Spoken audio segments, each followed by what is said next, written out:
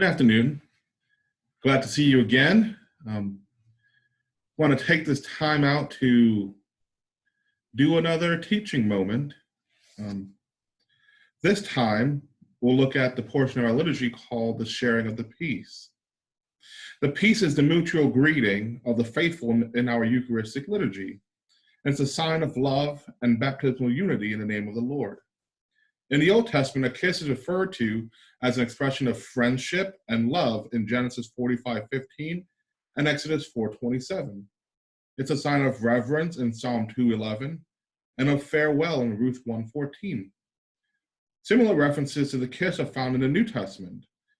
Luke 7:45 records Jesus' disappointment that he had not received the customary kiss from his host, the Pharisee.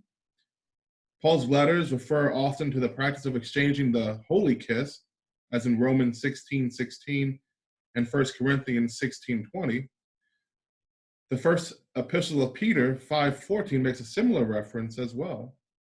And among early Christians, the kiss became a common liturgical practice during each celebration of the Eucharist as Christ's words of peace from John 14:27 were recalled.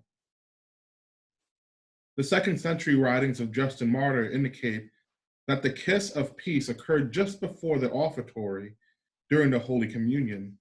And by the 4th century, the exchange of the sign of peace had been shifted from its early position to just before the communion.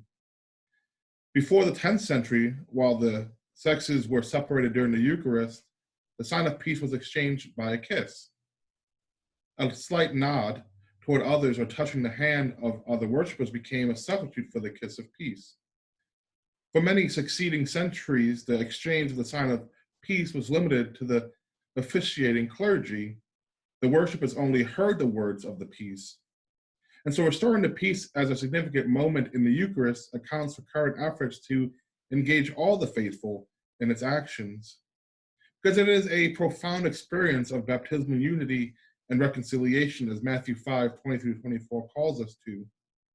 Mutual acceptance and an expression of resolve for all to work together in the church's mission.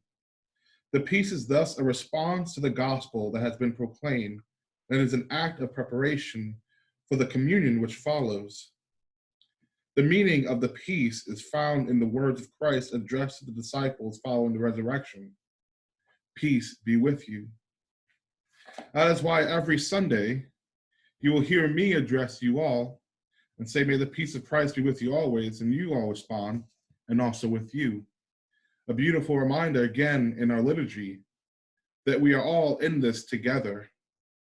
And it's a beautiful expression of the reconciliation God calls us to, reconciling ourselves to God in the blood of Christ, and a call to reconcile between each other and us and those who aren't in our church as well. Reconciliation is a big movement of God that has been happening throughout all of history. It is one of the missions of God that we are called to today.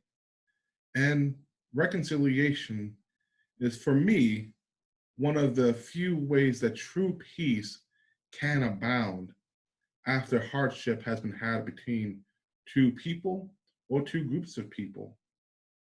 So thank you for the person who put the peace in the liturgy, because it's a beautiful reminder that we too are called to reconcile to each other and to reconcile to those around us. I hope this message meets you doing well, and I look forward to talking to you again. Bye.